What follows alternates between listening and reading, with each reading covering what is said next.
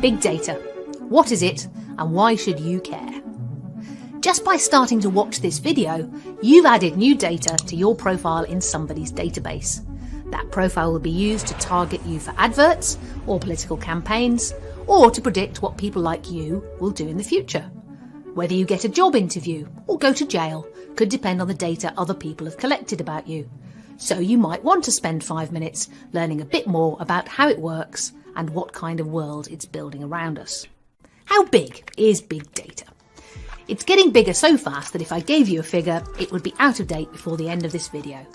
10 years ago, Google was processing 20,000 terabytes of data every day. Last year, American retailer Walmart collected 2,500 terabytes of data on its customers every hour. There are 4 other things that make big data special, and I've made them into a backronym for you using DATA for data. D is for dimensions, if you want the technical word, or diverse or different if you prefer. By combining data of different types from diverse sources, you can get a multi-dimensional picture. For example, I asked neuroscientist Professor Paul Matthews if he was excited about using all the data from brain scans. But he said, that's just large data. Big data is when I put those brain scans together with the patient's medical records, the postcodes where they've lived, and the weather records for those postcodes. And then I ask a completely new question. For example, what's the relationship between the hours of sunshine they got and the way that their multiple sclerosis has progressed? A is for automatic.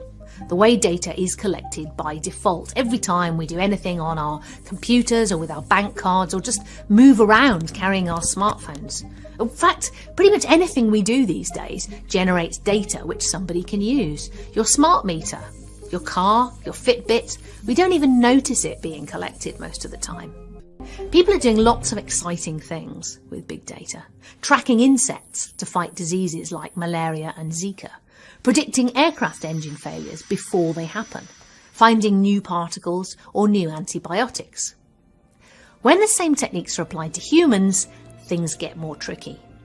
Should we use big data to predict the chance someone will reoffend and sentence them accordingly?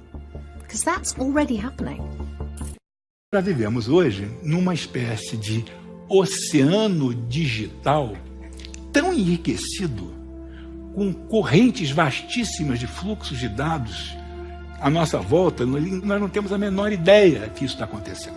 Não temos a menor percepção. Não faz parte do nosso mundo próprio desarmado. Nosso mundo próprio sem os instrumentos para aferir, para sondar, para experimentar essas outras dimensões que são constitutivas da nossa realidade.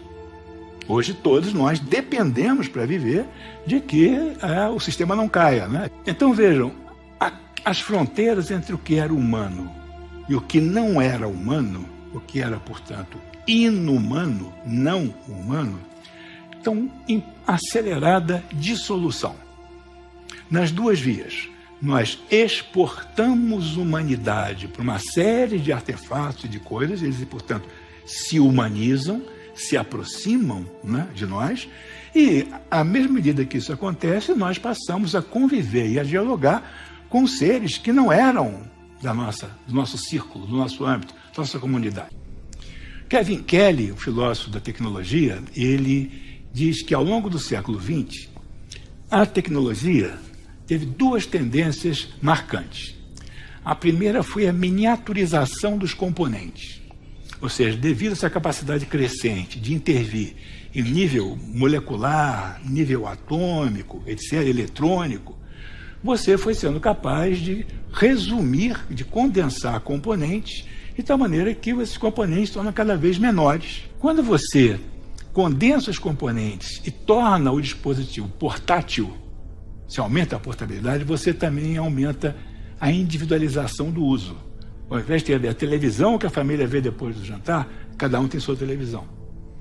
Cada um tem seu computador, cada um tem o seu. Para individualizar o uso, tem que multiplicar a produção.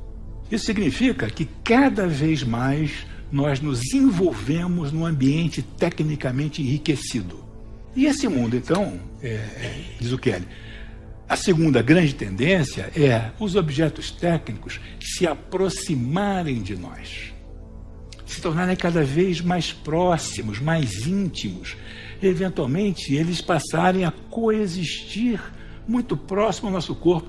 Imagina carregar no seu bolso uma vitrola, um rádio, uma televisão, uma máquina fotográfica. Então, os objetos se aproximam de nós.